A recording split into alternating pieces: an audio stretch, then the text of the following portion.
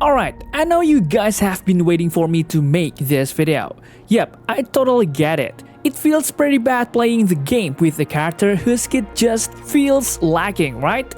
Honestly, for this video, I took a lot of references from PrideWindow.gg. So if you want the nitty-gritty details, you can just head over there. But don't worry, I've also included my own personal take on the characters in this tier list, so you can get a deeper understanding of the units you wanna pull for. And by the way guys, this tier list is based on the endgame mode called Umbral Monument. So if you're just playing this game for casual exploration, Waifu is first, am I right?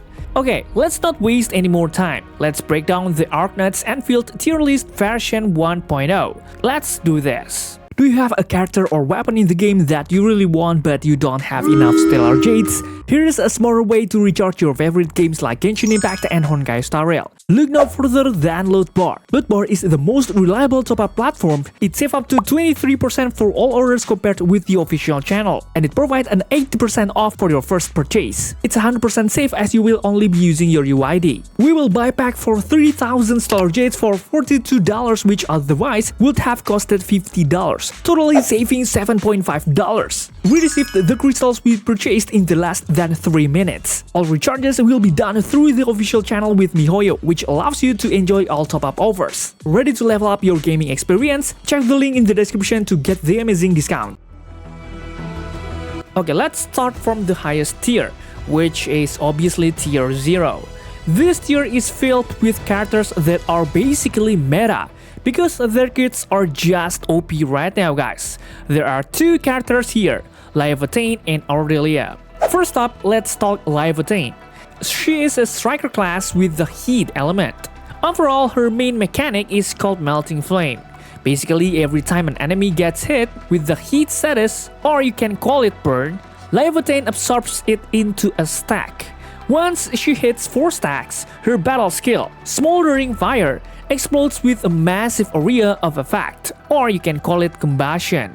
Plus, her ultimate is Cracked. She summons a giant fire sword that buffs her basic attack range and makes her super strong. Totally OP, right? Why is she tier 0? Honestly, the reason is simple guys. Infinite loop AoE. She can just spam her skills non-stop as long as enemies are burning. Her damage is insane, her AoE is huge, and she recharges her own energy. She is literally the complete package for wiping out mobs. The second character is Aurelia. By the way, she is a free unit, so you don't need to gauge for her. Aurelia is everyone's favorite support. Her main skill, Dolly Rush, hits enemies with a sheepdoll. If the enemy has the corrosion status, Aurelia converts it into physical and arts susceptibility.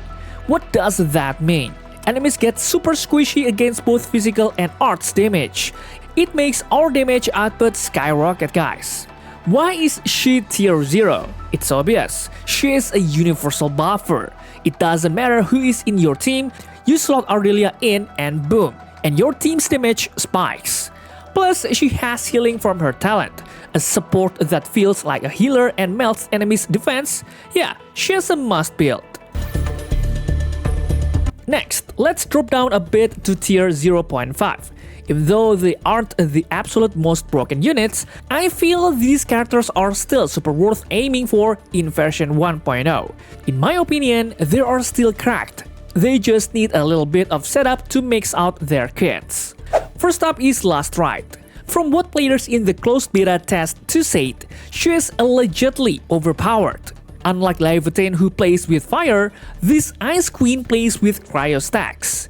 You gotta stack 3 cryo inflictions on the enemy first, then pop her combo skill, Winter's Devourer. This shatters the ice and causes a shatter effect for instant burst damage. And the cool part is her ultimate. It makes her invisible and then she strikes 3 times with absolutely brain dead damage. She is honestly pretty OP. Why is she tier 0.5? She is the queen of single target guys. For bossing, her damage is really scary. But why not tier 0? mainly because she needs a team that can apply cryo status fast. If she is solo, her kit is a bit slow to build stacks, so she won't perform at her peak. Next we have Pogranichnik. I'm just gonna call him Pog because his name is mouthful. His value is clear from his role as a Vanguard class. As I said in my previous video, Vanguards are the team's battery. His battle skill restores SP to the team, so everyone can keep spamming their skills. It's that good. Plus, he applies vulnerable stacks, or physical weakness, which can be detonated with a combo skill. This is huge guys, because it amps up your physical damage like crazy. Why is he tier 0.5? Same case as last ride. If you play a physical team like with Administrator, he's essential. SP flows like water, and enemies get soft, but he doesn't sync well with characters that rely on art skits. Next is Antle. A lot of people sleep on this lizard guy because he's just a 4-star. But listen to me, do not skip Antle. He is the definition of a hidden gem, disguised as a low rarity unit. Why do I say he belongs in tier 0.5, competing with 6 stars? First, Antle has the rare ability to debuff enemies with 2 elements at once. His skill applies electric susceptibility and heat susceptibility. This means if you run an electric team like Aviwena or Administrator, your damage goes up. But if you run a fire team like Livatane, your damage goes up too. Also, his passive, Applied Originium Theory, is nuts. Basically, when he's in focus mode and an enemy dies, he instantly refunds 15 SP. He's an amazing battery for skill spamming guys. Just like Pog, your rotation won't feel stuck. He totally deserves this spot. Next, we are discussing Tier 1. This tier has characters that are solid to build. But since there are so many here, I'm just gonna cover the key ones: Administrator, Umbral, Lifeng, and Gilberta. Let's start with Administrator. I know what you're thinking. Usually, main characters in gacha games are trash, right? Hold up, don't underestimate our MC in this game, guys. Why? Because the MC has a main mechanic called Originium Crystal. Every time you use a battle skill or combo skill, they apply a crystal effect to the enemy. If enemies get hit by this, they literally cannot move. And it doesn't stop there. When you use the ultimate bombardment sequence, all those crystals explode simultaneously for massive burst damage. Why tier 1?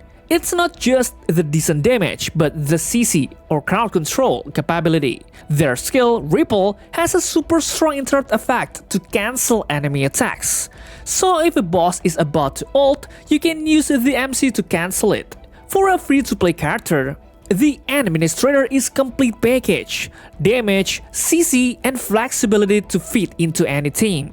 Next up, Amber. Overall, she is your classic tank, giving shields to the team. Is it that bad? Definitely not. It's actually good, especially for you guys with stiff hands or who are too lazy to dodge. Amber is like a guardian angel. Plus, info says that she is currently the hardest defender in the game. One key highlight: her shield doesn't just block damage, it explodes and deals heat damage to surrounding enemies. So she pairs well with other heat characters for that burst. Why tier 1? Ideally, Amber is for specific situations where the enemy damage is just unmanageable. Otherwise, you're better off swapping her for someone with more insane damage output. That's just my take. Third character in tier 1 is Lifeng. If you saw the preview, Lifeng focuses on empowered basic attacks. His strength is high attack speed and applying vulnerable status, similar to Pog. Because of that physical debuff, he pairs perfectly with the MC for a full physical team. Why tier 1? He is a plug-and-play character, doesn't need much support, but sadly, compared to Pog, his value is lower because he's pure damage and not a battery. His kit is a bit too basic. He can be good provided you have a support like Gilberta. Last one is Gilberta. Her biggest flex is a buff that boosts arts damage for the whole team. This is super rare right now, guys. As a support, she is amazing if paired with arts-focused characters like Last Ride. Plus, being nature element, she triggers unique elemental reactions. Why Tier 1? Checking Plat Window GG, her position is tricky right now because we are waiting on a kit rework for Yvonne. But as a pure buffer, her ability to pump up those damage numbers is not to be underestimated. Sadly, she focuses on arts, so she won't max out a physical team. Okay, you're probably asking, what about the other characters in Tier 1 to Tier 2? Honestly, if I covered them one by one, this video would be way too long and boring to watch. So here's the overall review. For characters in Tier 1.5 to Tier 2 like Fluorite, Catcher, Alish, and Estella, they aren't really worth building right now, unless you have a team that matches them, which is depending on the outcome of the character you get. Because the characters I mentioned need the right team to be able to work optimally. In addition, at the beginning of the game we have been given characters who are solid enough to complete the story, such as Perlika, Wolfguard, Chen, and Ardelia. Just focus on them if you don't have other 6 stars. Oh, and I gotta mention Aviwena. Honestly, for me, this character is insanely good, guys. Her damage is absolutely nuts. Plus, she is kinda cute. So why is she in Tier 1? The main answer is, she is for people who like to play sweaty, as known as the experts. Her kit becomes God tier if you can aim her attacks perfectly. If you've got the skills, she can easily sit in the higher ranks, like Tier 0.5. But yeah, the downside is, she is pretty complicated to use. Okay guys, maybe that's all for now. What do you think about this guide? Please leave any comments down below and don't forget to check out my other videos because they are no less cool. Thanks for watching, stay safe, stay healthy, and see you in the next video.